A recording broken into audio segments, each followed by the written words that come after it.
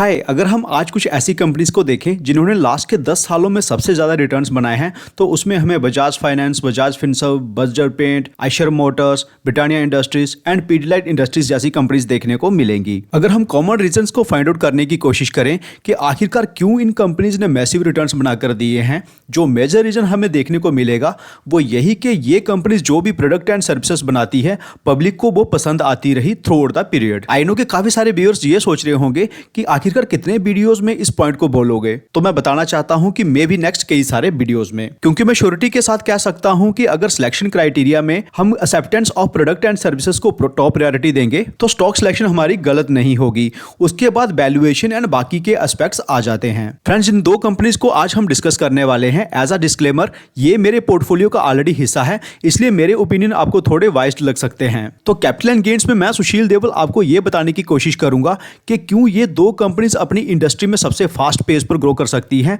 And अभी हम इन stocks पर क्यों बात कर रहे हैं। तो फर्स्ट कंपनी हमने इंडिया की आईटी इंडस्ट्री से शॉर्टलिस्ट की है। कंपनी इंडिया की ट्रेडिशनल आईटी कंपनीज की तरह सर्विस प्रोवाइडर नहीं है, बल्कि ये एक प्रोडक्ट बेस्ड आईटी कंपनी भी है। इसके साथ कंपनी कुछ प्रोडक्ट एंड सर्विसेज ऐसी भी बनाती है जिन्हें एंड कंज्यूमर डायरेक्टली खरीदता है। फ्रेंड्स, अगर हम वर्ल्ड की सबसे बड़ी आईटी कंपनीज को देखें, जैसे कि एप्पल, अल्फाबेट, अमेजॉन, तो इनकी स्पेशलिटी यही है कि इनके प्रोडक्ट एंड सर्विसेज को डायरेक्टली एंड कंज्यूमर भी खरीदता है। इसलिए आज डिस्कस की जाने वाली कंपनी में भी अनलिमिटेड ग्रोथ का पोटेंशियल है। तो कंपनी का नाम मैपमाई इंडिया है, जिसकी पेरेंट कंपनी का नाम सीई इन्फो सिस्टम्स लिमिटेड है। फ्रेंड्स, लिस्टिंग के बाद जब स्टॉक प्राइस में करेक्शन हुई थी तो इन लेवल्स पर हमने 3 से 4 बार इस कंपनी पर डिटेल डिस्कशन किया था एंड उसके बाद लगभग 100% से ज्यादा कंपनी ने रिटर्न्स बनाकर भी दिए हैं।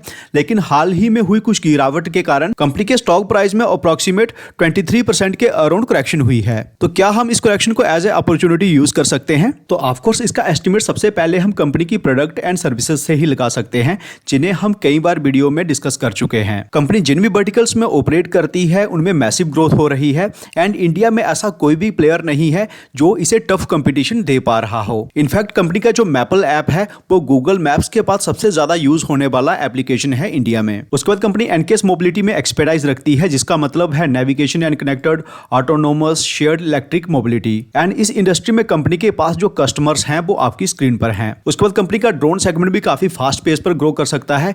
यहां पर कंपनी ड्रोन्स के लिए सर्वे, मैपिंग एंड कुछ और सर्विसेज प्रोवाइड करती है। कंपनी का कंज्यूमर सेगमेंट भी काफी इंटरेस्टिंग है।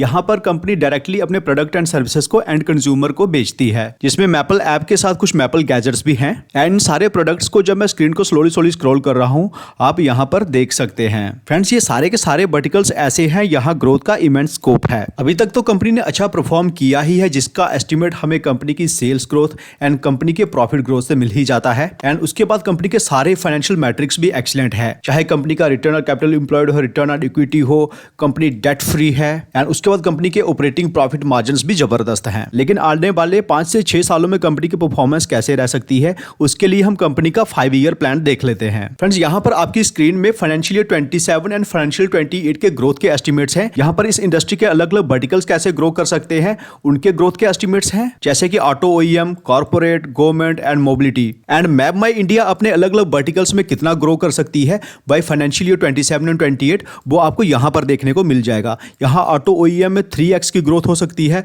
कॉर्पोरेट सेगमेंट में 5x की ग्रोथ हो सकती है, गवर्नमेंट सेगमेंट में 6x की ग्रोथ हो सकती है एंड मोबिलिटी सेगमेंट में 10x की ग्रोथ हो सकती है। इसी के बेस पर मैनेजमेंट ने जो फ्यूचर गाइडेंस दी हुई है वो यही कि फाइनेंशियल ईयर 27 या 28 के एंड तक वो 1000 करोड़ की रेवेन्यू के माइलस्टोन को अचीव कर लेंगे। एंड ये 35 से 40% की CAGR ग्रोथ बनती है, जो कि माइंड ब्लोइंग है। एंड लास्ट फाइनेंशियल ईयर में कंपनी ने कितने रेवेन्यू जनरेट किए हैं, वो किए हैं 254 करोड़। मींस सेल्स में ऑलमोस्ट 4 टाइम्स की ग्रोथ हो जाएगी। सेल्स में अगर 4 टाइम्स की ग्रोथ होती है तो नेट प्रॉफिट्स में 4 टाइम्स या 5 टाइम्स या उससे भी ज्यादा की ग्रोथ हो सकती है। एंड उतनी ग्रोथ तो स्टॉक प्राइस में भी होनी चाहिए। अगेन, ये गारंटी नहीं है, सिर्फ एक एस्टिमेट है। तो इन माई ओपिनियन इस तरह की हाई ग्रोथ कंपनी में हम इस तरह की डिप्स को यूटिलाइज करके एक्यूमुलेशन कर सकते हैं। नेक्स्ट कंपनी हमने FMCG सेक्टर से शॉर्टलिस्ट की है, जिसे कि एवरग्रीन सेक्टर भी कहा जाता है। क्योंकि चाहे कोई क्राइसिस हो या पेंडेमिक हो, इस सेक्टर में डिमांड हमेशा एक जैसी बनी रहती है। एफएमसीजी सेक्टर के स्टॉक्स के बिना हमारा पोर्टफोलियो अधूरा माना जाता है, क्योंकि ये स्टॉक्स हमारे पोर्टफोलियो में स्टेबिलिटी प्रोवाइड करते हैं एंड अच्छी ग्रोथ भी देते हैं। तो जिस कंपनी को हमने शॉर्टलिस्ट किया है वो ब्रेड एंड बेकरी सेगमेंट में ऑपरेट करती है। कंपनी में इंडस्ट्री लीडिंग ग्रोथ क्यों हो सकती है, उसका पहला कारण यह है कि कंपनी ने प्रीमियम बिस्किट सेगमेंट में फोरे किया है। इंडिया के कुछ लीडिंग क्विक सर्विस रेस्टोरेंट्स को भी ये अपने प्रोडक्ट सप्लाई करते हैं। एंड फ्रेंड्स, क्यूएसआर सेगमेंट एक ऐसा सेगमेंट है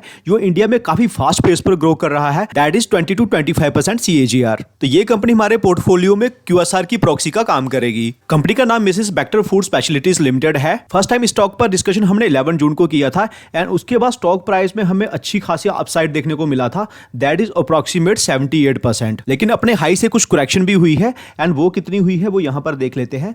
तो अपने हाई से जो करेक्ट हुआ है वो अप्रोक्सीमेट 24% हुआ है। फ्रेंड्स, इस मार्किंग को अगर हम हटा दें तो यहां हमें एक अच्छी खासी सपोर्ट भी देखने को मिलेगी एंड इसे मैं थोड़ी राइट पोजीशन पर प्लेस कर देता हूं एंड वो है अप्रोक्सीमेट 975 के लेवल पर। तो प्रेजेंटली स्टॉक प्राइस एक सपोर्ट के ऊपर भी खड़ा है, जिससे डाउनसाइड रिस्क हमारा काफी कम हो जाता है। फ्रेंड्स, कंपनी की मार्केट कैप 6122 करोड़ है, मींस कंपनी एक स्मॉल कैप है एंड कंपनी के सारे ही फाइनेंशियल मैट्रिक्स एक्सीलेंट हैं। कंपनी की सेल्स एंड प्रॉफिट्स में किस तरह की ग्रोथ हुई है वो भी हम यहां पर देख सकते हैं। यहां पर सेल्स में काफी अच्छी ग्रोथ देखने को मिल रही है एंड नेट प्रॉफिट्स में भी एक्सीलेंट ग्रोथ हुई है। बैलेंस शीट भी कंपनी की एक्सीलेंट है, क्योंकि रिजर्व्स है 547 करोड़ के एंड बोरोइंग है सिर्फ 151 करोड़ की एंड इसी के साथ कंपनी के पास जो कैश इक्विवेलेंट्स हैं वो है 119 करोड़ के। कैश फ्लो स्टेटमेंट में देखें तो ऑपरेशन से कंपनी लगातार अच्छे कैश भी जनरेट कर रही है। फ्रेंड्स, फ्यूचर में कंपनी क्यों ग्रो कर सकती है, उसका सबसे पहला कारण तो कंपनी के प्रोडक्ट की एक्सेप्टेंस ही है। उसके बाद कंपनी काफी अग्रेसिवली नई नई ज्योग्राफीज में भी एंटर कर रही है। तो यहां पर अगर आप मैप में भी देखें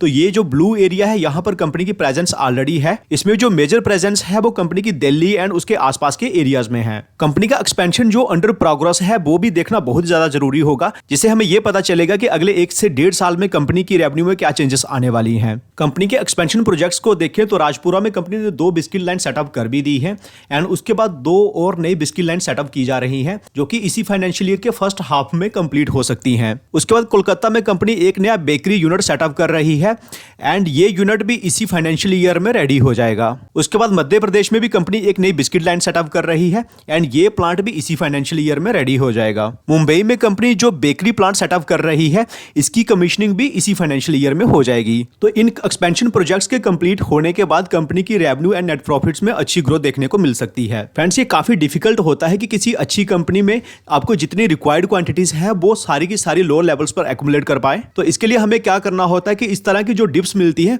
उसमें थोड़ी थोड़ी क्वांटिटीज ऐड की जा सकती हैं एंड सेम स्ट्रेटजी मैं खुद के लिए भी फॉलो करता हूं। फ्रेंड्स, वीडियो को अगर आपने यहां तक देख लिया है, मैं चाहूंगा कि वीडियो को आप लाइक कर दें। चैनल को सब्सक्राइब नहीं किया है, रिक्वेस्ट आप चैनल को भी जरूर सब्सक्राइब कर दें। कैसा लगा वीडियो कमेंट सेक्शन में जरूर बताइएगा। मिलते हैं आपसे अगले वीडियो में। Take care.